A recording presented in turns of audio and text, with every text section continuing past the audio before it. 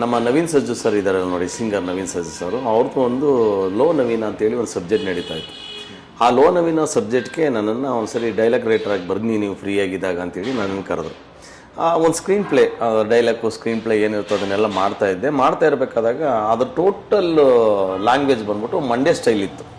ಆ ಮಂಡ್ಯ ಸ್ಟೈಲ್ ಇದ್ದಾಗ ನಾನು ಕೂತ್ಕೊಂಡು ಕೇಳಿದೆ, ಸರ್ ಇದು ಟೋಟಲ್ ಮಂಡ್ಯ ಸ್ಟ್ಯಾಂಗ್ ಐತೆ, ಸೊ ದಯವಿಟ್ಟು ಯಾರು ಆ ಕಡೆಯವರು ಇದ್ದರೆ ಯಾರು ಕರೆಯಿದ್ರೆ ಸ್ವಲ್ಪ ಹೆಲ್ಪ್ ಆಗುತ್ತೆ ಸರ್ ಅಂತ. ನಾನು ಹೌದಾ, ಒಂದು ಕೆಲಸ ಮಾಡಿ, ಈ ವ್ಯಕ್ತಿ ನೋಡಿದ್ದೀರ ನೋಡಿ ಗಿಲ್ಲಿ ನಟನ್ನ ಅಂತ ಕೇಳಿದ್ರು. ಆಯಿತು ಅಂತ ಹೇಳ್ಬಿಟ್ಟು, ಗಿಲ್ಲಿ ನಟ ಅಂದರೆ ನನಗೆ ಹೆಸರು ತಾಟಲ್ ಬರಲಿಲ್ಲ. ಹಾಗಾಗಿ ಇಲ್ಲ ಸರ್ ಕೇಳಿಲ್ಲ ನನಗೆ ಅಂತ. ನಿಮ್ಗೆ ಗೊತ್ತಿಲ್ವೇನ್ರಿ ಇವರು ಅಂತ ಹೇಳ್ಬಿಟ್ಟು ಯೂಟ್ಯೂಬಲ್ಲಿ ತೋರಿಸಿದ್ರು ಅವ್ರು ನನಗೆ.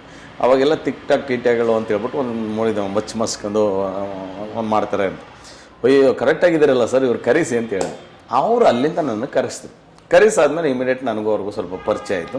ಪರಿಚಯ ಆದಮೇಲೆ ಸ್ಟಾರ್ಟಿಂಗು ಗಿಲ್ಲಿ ನಟ ಏನು ಮಾತಾಡಲಿಲ್ಲ ಒಂದು 2 ಡೇಸ್. ಯಾಕಂತ ಹೇಳಿದ್ರೆ ನವೀನ್ ಸಜ್ಜು ಸರ್ ನನಗೇನಾಗುತ್ತೆ ಅಂದರೆ ಒಂದು 2 ರಿಂದ 3 ತಿಂಗಳು ಜರ್ನಿ ಇತ್ತು ನನಗೆ ಅವ್ರಿಗೆ. ತುಂಬ ಕ್ಲೋಸ್ ಆಗಿಬಿಟ್ಟಿದ್ವಿ ನಾವು.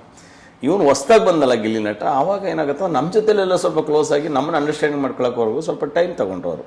ಸರಿ ಆಯಿತು ಅಂತ ಹೇಳ್ಬಿಟ್ಟು ಬರೋದು, ಕೂತ್ಕೊಂಡು ಮಾತಾಡೋದು, ಕಾಫಿ ಟೀ ಕುಡಿಯೋದು, ಹಿಂಗೆಲ್ಲ ಮಾಡ್ತಾಯಿದ್ರು. ಚರ್ಚೆ ಮಾಡ್ತಾಯಿದ್ರು.